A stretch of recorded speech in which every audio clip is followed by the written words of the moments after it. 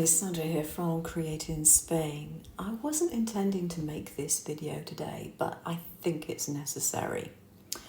I have come across quite a lot of people recently, and some people have contacted me recently to talk about SVGs they have purchased, usually via Etsy or some other platform, and how they have not been suitable for cutting.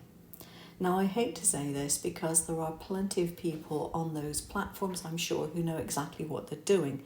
But the likelihood is, if you're finding a file really difficult to use, it's because it's made by someone who does not know what they're doing. It's well known that SVGs are files that are used in cutting machines. The majority of cutting machines will be able to use an SVG. The same cannot be said for the people designing them. If people are not familiar with the way that cut files work, with the way that they are designed, they will not be making decent cut files. It needs to be made by someone who understands it. It's fine if you are artistic and you can draw all sorts of things, from cartoons to still life to mandalas and all that sort of stuff. But if you do not know how the SVGs work and how cut machines work and how the people who use cut machines need them to work, then it's just not going to work.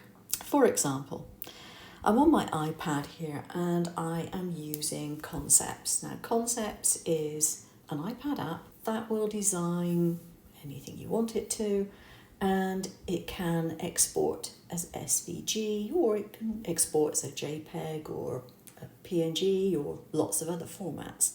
But for the moment, we're just going to stick to SVGs. Now let me show you something. I have a pen selected, top left up here, and I draw a line.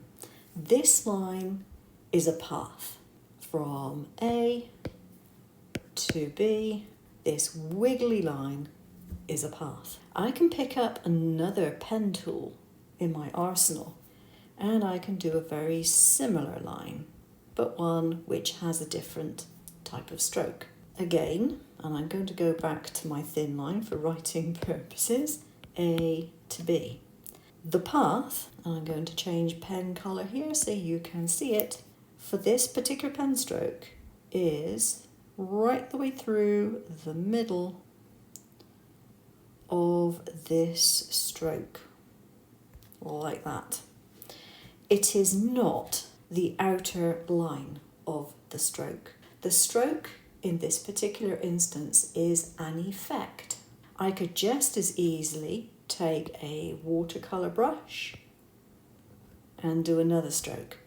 Again, that is an effect. And the file has got a path, can't easily see it on the green, but it's got a path going down the centre of that stroke. Okay, so this is a very important thing to know. Now, you might have got a drawing which is SVG done in a source like this, or you might have ended up with a file which has been converted to an SVG in some online converter or an iPad app or a desktop app. It's converted it to SVG. What it isn't going to do, I'm going to go back for a black colour. What it isn't going to do is give you a line that goes around the outside of this watercolour line as an SVG. It is still going to give you this one. So that is very important. And if someone who is making SVGs or just drawing in normal formats and converting to SVGs doesn't realise that, then the files that they construct are going to be useless for you as a cutter. Now, some people are under the impression that SVGs are only cut files. They're not. I could export whatever I design on here that I fancy and I can save it as an SVG. It's saved as SVG, or my paths are there. That's what that means. My paths are still editable. I can do whatever I like with them. If I open it back up, I can see that path and I can move it, I can shape it, I can nudge it, I can shorten it, I can lengthen it, I can change the colours of my strokes and all sorts of things. But it is a drawing unless I intend it to be a cut file.